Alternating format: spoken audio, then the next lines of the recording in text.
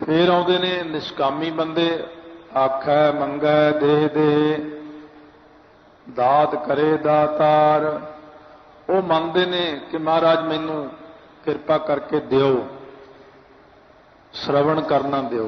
श्रवण, फिर मनन, फिर निध्यासन, फिर कमाई करनी दिओ। मैनू दिओ नाम दान, सिੱਖੀ दान। मैनू अपने चरणों का प्यार दिओ। जे निष्कामी पुरुष ने, वो परमात्मा तो जो मंगते ने, दात करे दातार। वाहिगुरु दातार परमेश्वर जी उन्होंने दिंदे ने। श्रवण ज्ञान, मनन ज्ञान, निध्यासन ज्ञान, ये तीन ज्ञान ने। इन्हां दे नाल तीन संशय खत्म हुंदे ने। संशयां दा नाम ही लवांगे अज। संशयां दी व्याख्या किते फिर रस्ते च आ जाएगी हौली हौली। प्रमाणगत संसा, प्रमेयगत संसा। सो इस प्रकार ये जो संशयां दे नाम हुंदे ने, ये संशय बंदे नूं पए ही रहिंदे ने। सहसा जीव मलीन है कि संजम धोता जाए। तो इसे प्रकार विपर्जे संसा, ये संशय जिहड़े पए ने, श्रवण ज्ञान, मनन ज्ञान, निध्यासन ज्ञान, फिर ब्रह्म ज्ञान। हुण आपां संगत विच बह के श्रवण ज्ञान लै रहे हैं, फिर आपां इहनूं मनन ज्ञान विच तब्दील करना है। मनन ज्ञान नूं तब्दील करके कमाई जिहड़ी करनी है, निध्यासन करना, फिर प्राप्ति होवेगी। इस करके महाराज कहते हैं, मेरे कोलों तां सारे लोग आपो अपनी इच्छा के मुताबक मंगते ही रहते हैं। फेर के अगे रखी है जित दिसै दरबार। जदों उहदा दरबार साध संगत दिखे तो फिर की भेटा अगे रखना करिए, जिस करके परमेश्वर दीयां खुशियां हो जाण साडे ते। इत्थे साध संगत रूपी दरबार है, तो सचखंड विच जे जाइए तो की लैके जाइए नाल, जिस करके उहदी खुशियां होण साडे ते। मुहाओ के बोलण बोली है जित सुन धरे प्यार। हाहे नूं कनौड़ा जिहड़ा है, इहदा ध्यान देना। मुहाओ, ये अखर जे बोलना, हाहे कनौड़ा, ये अखर इउं भी लिखिया जा सकदा, मम्मे औंकड़ हाहा ते ऊड़े नूं औंकड़ मुहाओ, ये उही कनौड़ा ही बन जांदा। मुहाओ के बोलण बोली है, मूँह विचों की बोली बोलीए जिस करके वो वाहिगुरू सानू प्यार करे। जदों किसी राजे महाराजे नूं किसी ने मिलन जाना हुंदा, पुछदे ने भी वो जे उहदे दरबार विच जाइए राजे दे, किहड़ी बोली पसंद करदा है, किहड़ा अखर नहीं बोलना है, किस गल्लों प्यार करता है। इसी प्रकार परमेश्वर प्रति भी बेनती की है कि किहड़ी गल्लों प्यार करते हैं, किहड़ी चीज़ नूं पसंद करते हैं। असीं कुछ होर ही लै जाइए तो उन्होंने पसंद ही ना आवे। सो गुरु नानक देव जी कहण लगे, अंमृत वेला सच नाओ। अंमृत वेला, जिहड़ी ऐड़े ते टिप्पी लगी, ऐड़े तो टिप्पी भी नहीं हुंदी, कई बार हुंदी नहीं टिप्पी। कई बार लिखिया हुंदा अंमृत सर, सतगुर सतवादी जित नाता कौआ हंस हो है। कई बारी ऐड़े ते टिप्पी नहीं हुंदी, तां सीधा ही फिर बोलो अमृत, अमृत वेला। हुण लिखिया अंग, अंग जिहड़ी अंग की आवाज़ है ना, अंग कंग सै भंग नमस्तंग, ये टिप्पी की आवाज़ है सारी। अमृत वेला, जिहड़ा मृत्यु तो रहत वेला है, जिहड़ा अमृत वेला है, उस वेले दे विच बैठ के अकाल पुरख दे सच्चे नाम नूं जपो। अमृत वेले विच बैठ के जपो। अपनी नींद नूं हराम कर दिओ, नींद नूं खत्म कर दिओ। 24 घंटियां विचों 12 तो 4 बजे तक एक अमृत वेला बनता। ਜਦੋਂ कि अज की दुनिया सौंदी हुई इसे टाइम है 12 तो लैके 6 बजे तक, आम लोग 5 बजे तक, 7 बजे तक, ਅੰਮ੍ਰਿਤ ਵੇਲੇ लोग सुते पे ਹੁੰਦੇ ਨੇ। ਤੇ ਜਦੋਂ कि आम ਸਮਾਂ ਜਿਹੜਾ नहीं चाहिदा परमेश्वर ਨੂੰ उस समय ਵਿੱਚ सब जागਦੇ ਨੇ। सो महाराज कहते ਨੇ ਜਿਹੜਾ ਅੰਮ੍ਰਿਤ ਵੇਲਾ है पहले नंबर का ਅੰਮ੍ਰਿਤ ਵੇਲਾ ਅੰਮ੍ਰਿਤ ਵੇਲੇ ਉੱਠਣਾ है। ਇਹ ਜਿਹੜਾ ਮਨੁੱਖਾ ਜਨਮ ਮਿਲਿਆ ਹੋਇਆ ਆਪਾਂ ਨੂੰ ਇਹ ਵੀ ਅੰਮ੍ਰਿਤ ਵੇਲਾ ਹੈ। ਬਾਕੀ ਦੀਆਂ ਜੂਨੀਆਂ ਅੰਮ੍ਰਿਤ ਵੇਲਾ ਗਿਣੀਆਂ ਨਹੀਂ ਜਾਂਦੀਆਂ। ਇਹ ਜਿਹੜਾ ਕਿਸ਼ੋਰ ਅਵਸਥਾ ਹੁੰਦੀ ਬੱਚੇ ਦੀ ਇਹ ਵੀ ਅੰਮ੍ਰਿਤ ਵੇਲਾ। ਜਿਵੇਂ ਰਾਮ ਜਪੋ ਜੀ ਐਸੇ ਐਸੇ ਧਰੂ ਪ੍ਰਹਿਲਾਦ ਜਪਿਓ ਹਰ ਜੈਸੇ। ਧਰੂ ਅਤੇ ਪ੍ਰਹਿਲਾਦ ਦੀ ਜਿਹੜੀ ਅਵਸਥਾ ਸੀ छोटी छोटी उम्र 5 साल 7 साल 10 साल ਇਹਦੋਂ ਮਨ बड़ा पवित्र ਹੁੰਦਾ इस उम्र ਦੇ ਵਿੱਚ। सो किसी प्रकार ਦਾ मन ਦੇ अंदर कोई रौला गौला नहीं, कोई फिक्र फाका नहीं।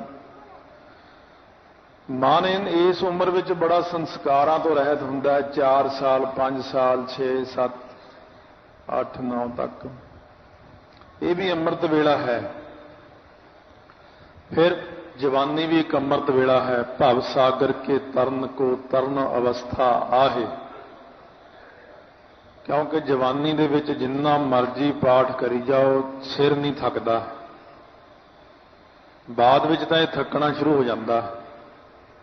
जिन्नी मर्जी सेवा कर लो, जिन्ना मर्जी जाग लो रात रात भर। तो महाराज कहते हैं भी जे ये भी मौका लंघ जाए ਤਾਂ ਇੱਕ ਫਿਰ ਬੁਢੇਪਾ ਵੀ ਅੰਮ੍ਰਿਤ ਵੇਲਾ ਜਦੋਂ ਸਾਰੇ ਕੰਮਕਾਰ ਮੁੱਕ ਜਾਂਦੇ ਨੇ। ਸਭ ਕੰਮਕਾਰ ਮੁਕਾ ਕੇ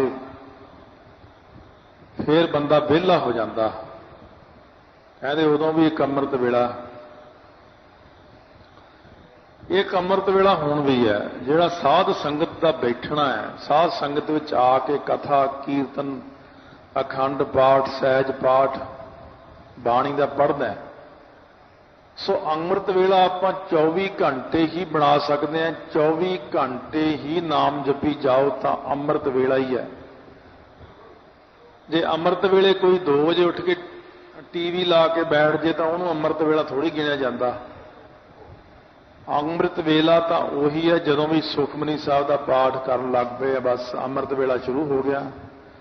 ਜਦ ਆਪਾਂ ਕਿਸੇ ਦੀ ਨਿੰਦਾ ਚੁਗਲੀ ਕਰਨ ਲੱਗ ਪਏ ਬਸ ਅੰਮ੍ਰਿਤ ਵੇਲਾ ਖਤਮ ਹੋ ਗਿਆ। सो महाराज कहते हैं जिहड़ा अंमृत वेला है इहदी साम संभाल करो। साध संगत विच आउण दा नाम भी अंमृत वेला। फिर जिहड़ा पंजां प्यारिਆਂ तो अंमृत छकना है वो वेला भी अंमृत वेला हुंदा। भागां वाला समा हुंदा। अपने अंमृत वेलिਆਂ ਨੂੰ संभालो। सतगुरु महाराज कहते अंमृत वेला ਉਹੀ है ਜਦੋਂ सच नाम जपीए वडियाई विचार वो परमेश्वर की वडियाई करिए। जाप साहब राही वडियाई करो।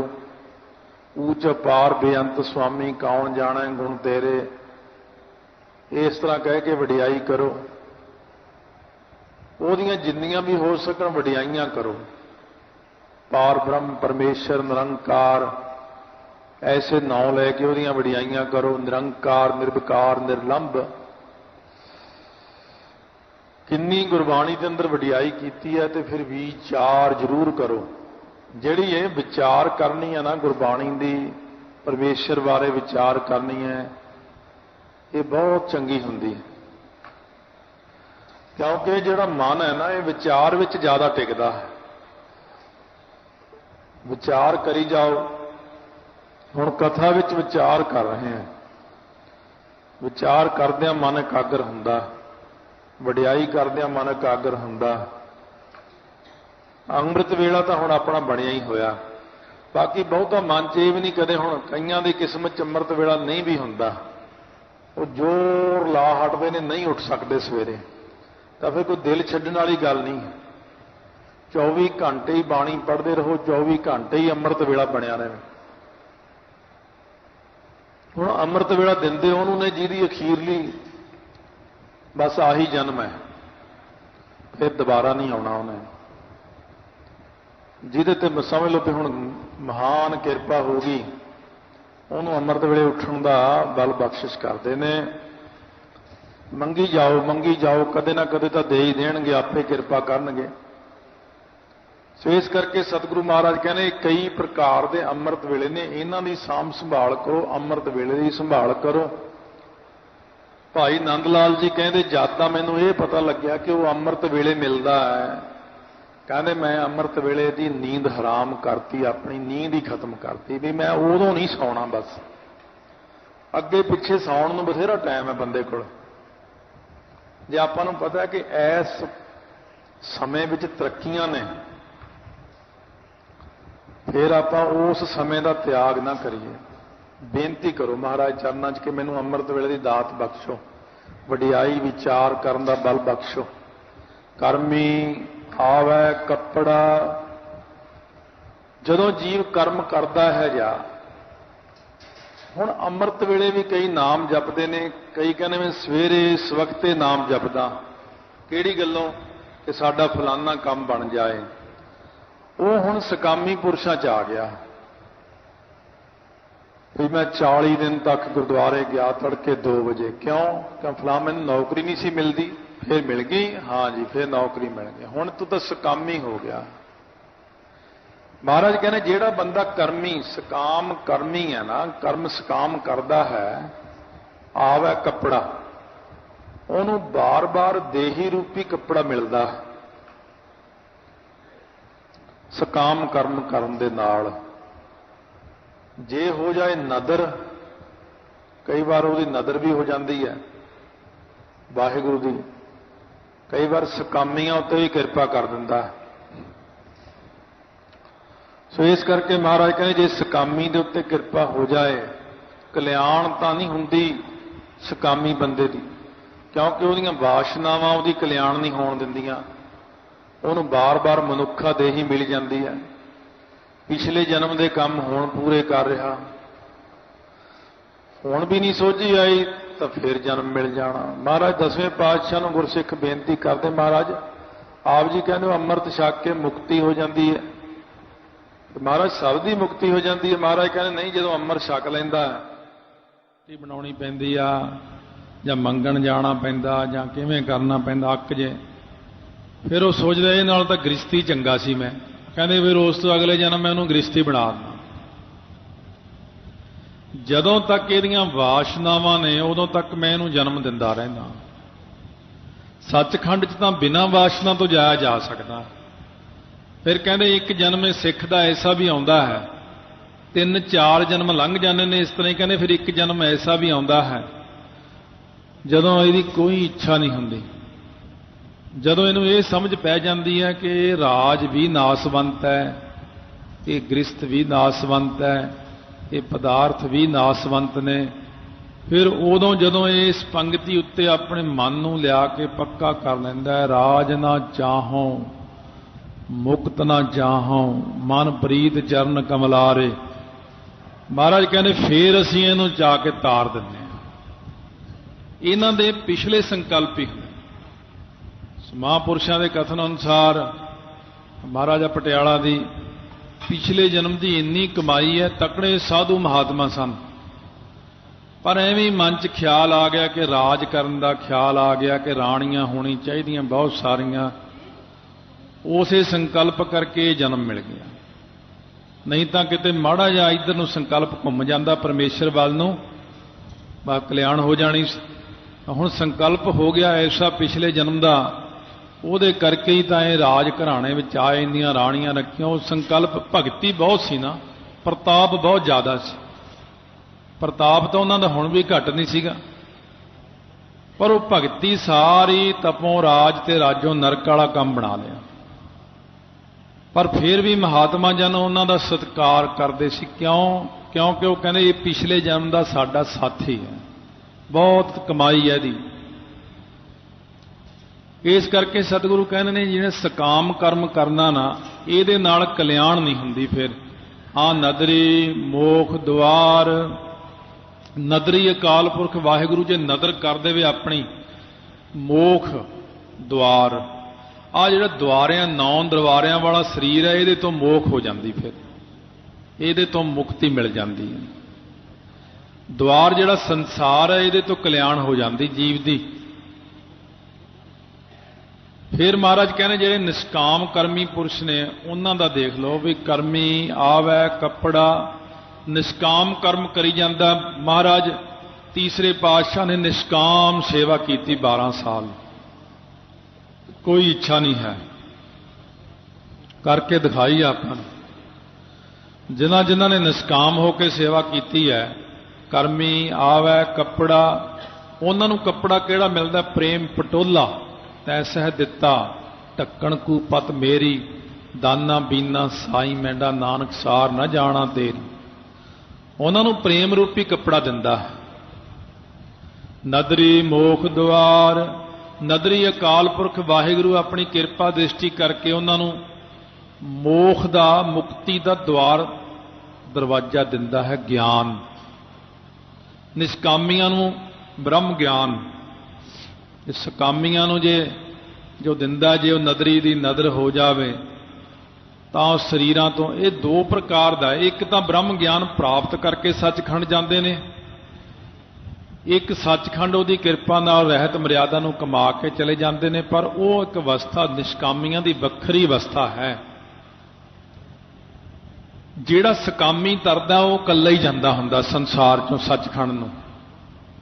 ਫਰਕ ਇੰਨਾ ਹੈ, ਜਿਹੜਾ ਨਿਸ਼ਕਾਮੀ ਹੈ ਉਹ ਲੱਖਾਂ ਬੰਦਿਆਂ ਨੂੰ ਨਾਲ ਲੈ ਕੇ ਜਾਂਦਾ। ਜਿਵੇਂ ਮਹਾਤਮਾ ਜਾਂਦੇ ਨੇ ਨਿਸ਼ਕਾਮੀ ਪੁਰਸ਼, ਉਹ 10-10 ਲੱਖ ਜੀਵ ਨੂੰ ਵੀ ਤਾਰ ਕੇ ਜਾਂਦੇ ਦੁਨੀਆ ਚੋਂ। ਤੇ ਜਿਹੜਾ ਸਕਾਮੀ ਹੁੰਦਾ, ਚਲੋ ਤਾਂ ਜਿਵੇਂ ਆਪਣੀ ਟਿਕਟ ਲਈ ਗੱਡੀ ਚੜ੍ਹ ਗਿਆ, ਬਸ ਇਕੱਲਾ ਹੀ ਬਹੁਤ ਹੈ, ਵੱਧ ਤੋਂ ਵੱਧ ਆਪਣੇ ਪਰਿਵਾਰ ਨੂੰ ਤਾਰ ਲਵੇਗਾ। ਪਰ ਗੁਰਮੁਖ ਕੋਟ ਉਧਾਰ ਦਾ ਭਾਈ ਦੇ ਨਾਵੇਂ ਏਕ ਕਣੀ, ਨਿਸ਼ਕਾਮੀ ਪੁਰਸ਼ ਸਾਰਿਆਂ ਨੂੰ ਹੀ ਤਾਰ ਲੈਂਦਾ।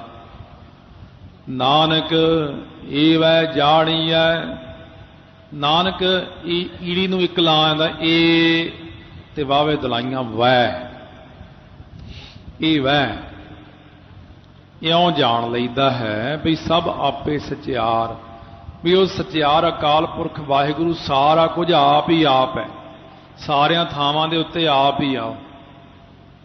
ਮੇਰੇ ਵਿੱਚ ਵੀ ਹੈ, ਮੇਰੇ ਬਾਹਰ ਵੀ ਉਹੀ ਹੈ, ਸਭ ਕਿਤੇ ਆਪੇ ਆਪ ਵਿਆਪਕ ਹੈ। ਹੁਣ ਜਿਹੜੇ ਪਿੰਡਾਂ 'ਚ ਬਜ਼ੁਰਗ ਪਾਠ ਕਰਦੇ ਨੇ ਜਾਂ ਕਿਤੇ ਇੱਥੇ ਵੀ ਕਰਦੇ ਹੋਣੇ, ਅਸੀਂ ਵੀ ਜਦੋਂ ਕੋਈ ਪਾਠ ਕਰੇ ਧਿਆਨ ਨਾਲ ਸੁਣਦੇ ਵੀ ਕਿਤੇ ਕਿਤੇ ਗਲਤੀਆਂ ਕਰਦਾ ਹੈ। ਸਪੀਕਰ 'ਚ ਪਾਠ ਕਰੇ ਪਿੰਡ ਦਾ ਗ੍ਰੰਥੀ, ਕਹਿੰਦਾ ਨਾਨਕ ਐਵੇਂ ਜਾਣੀਐ ਸਭ ਆਪੇ ਸਚਿਆਰ। ਉਹ ਐਵੇਂ, ਆਪਾਂ ਕਹਿੰਦੇ ਆ ਫਲਾਨੀ ਗੱਲ ਤਾਂ ਐਵੇਂ ਹੀ ਹੈ, ਇਹਦਾ ਤਾਂ ਕੋਈ ਮਤਲਬ ਨਹੀਂ ਹੈ। ਉਹ ਇਹ ਵੈ ਨੂੰ ਐਵੇਂ ਕਹਿੰਦੇ ਨੇ, ਐਵੇਂ ਜਾਣੀਐ, ਫਿਰ ਇਹ ਸਾਰਾ ਅਨਰਥ ਹੀ ਹੋ ਜਾਂਦਾ।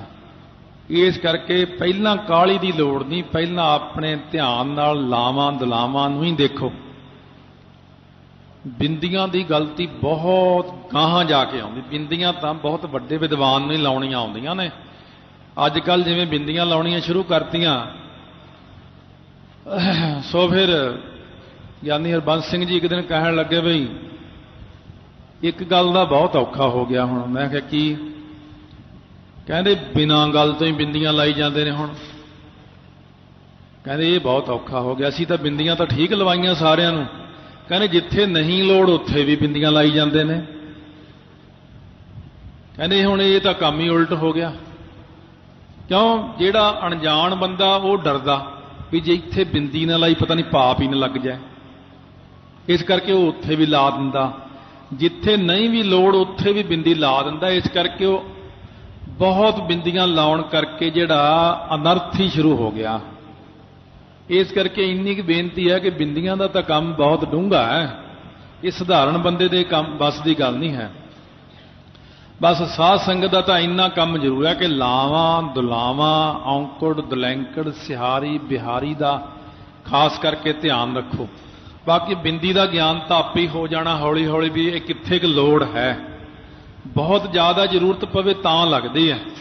ਜਿਵੇਂ ਸਾਈ ਨਾਮ ਅਮੋਲ ਕੀਮ ਨਾ ਕੋਈ ਜਾਣ ਦੋ, ਇੱਥੇ ਬਿੰਦੀ ਬਹੁਤ ਜ਼ਰੂਰੀ ਹੈ। ਜੇ ਕਹੀਏ ਸਾਈ ਨਾਮ ਅਮੋਲ ਤਾਂ ਉਹ ਅਰਥ ਨਹੀਂ ਬਣਦਾ। ਬਾਕੀ ਕਈ ਥਾਈਂ ਬਿੰਦੀਆਂ ਆਪ ਲਾਈਆਂ ਵੀ पर इन्नी छेती ना बिंदी लाओ कि बिल्कुल ही हरेक जगह ही बिंदी लाई तुरे जाओ, फिर वो अनर्थ ही होई तुरे जाते हैं।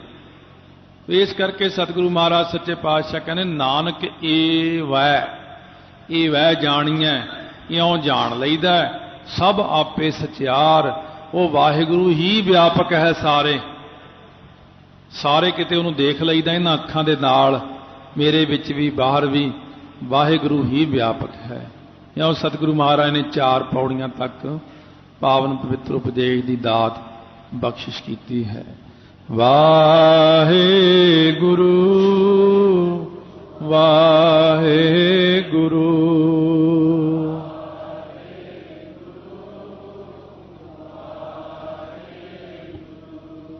वाहे गुरु वाहे गुरु।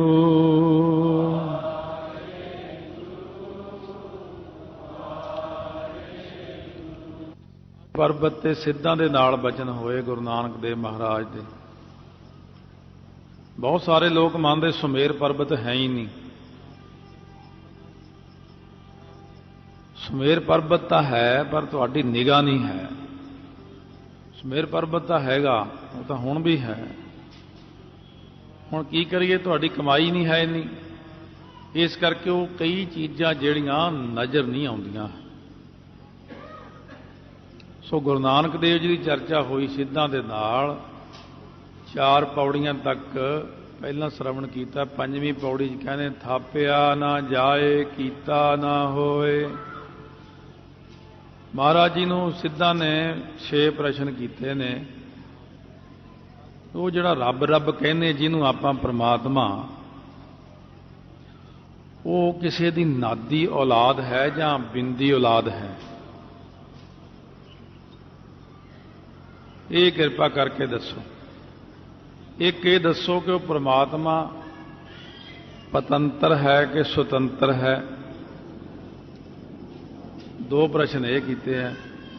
एक ये दसो कि वो परमात्मा माया कालख सहित है या शुद्ध है? क्योंकि ईश्वर तक तो वह रूप माया कालख नाल ही है, माया तो विच है ही है उहदे।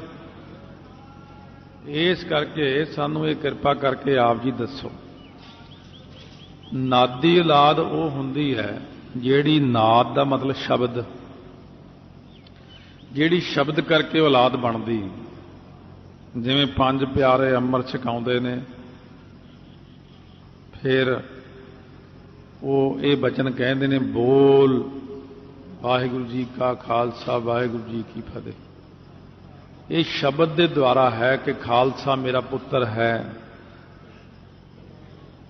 माता साहब कौर दी झोली च पाया है, खालसा पुत्र है। इस तरह शब्द के द्वारा अखरां द्वारा जिवें अडॉप्ट कर लेना कागजां राहीं, जां शब्द नाल बोल देना कि मैं ये बच्चा गोद ले लिया, ये नादी औलाद हुंदी जिहड़ी शब्द नाल ही सिर्फ कही जाती। एक बिंदी औलाद है जो माता पिता तो पैदा हुंदी। हुण कहंदे दसो कि परमात्मा नादी औलाद है किसी दी? कोई इहदा पिता तो होना, कोई माता होनी, कि एवें ही अपने आप तो ही हो गया है कि जां बिंदी औलाद है जां नादी औलाद है? महाराज कहते ने थापिया ना जाए। सतगुरु कहने देखो जिवें कोई राजा अपने पुत्र नूं अगे गद्दी ते थापदा है, जां उत्तराधिकारी कोई होर थापदा है, कोई संत महात्मा अगे अपने चेले नूं थापदा है। अकाल पुरख वाहिगुरू नूं किसी ने थापिया नहीं है। जे तुसीं कहो उहनूं किसी ने थाप दिता गद्दी ते, उदों पहलां एक होर रब हुंदा सी, ਉਹਦੀ ਥਾਂ ਤੇ ਇਹ बैठ गया, फिर ਇਹਨੂੰ रब कहण लग गए। जिवें राजा जनक है, जिवें भगत फरीद है, उन्हां दी गद्दियां चलदियां ने भी इसे तरह का ही कोई ये रब होना भी पहला ਇਹਦਾ बाप होना, फिर ਉਹਦਾ बाप होना, फिर ਉਹਦਾ बाप होना, फिर ਉਹਦਾ बाप होना। महाराज कहने ना, इस तरह नहीं है। थापिया ना जाए। ਉਹ ਪ੍ਰਮਾਤਮਾ ਕਿਸੇ ਤੋਂ ਥਾਪਿਆ ਨਹੀਂ ਜਾਣ ਵਾਲਾ ਹੈ, ਉਹਨੂੰ ਕੋਈ ਥਾਪ ਨਹੀਂ ਸਕਦਾ ਹੈ। ਉਹ ਸਭ ਨੂੰ ਥਾਪਣ ਵਾਲਾ ਹੈ, ਪਰ ਉਹਨੂੰ ਥਾਪਣ ਵਾਲਾ ਕੋਈ ਨਹੀਂ।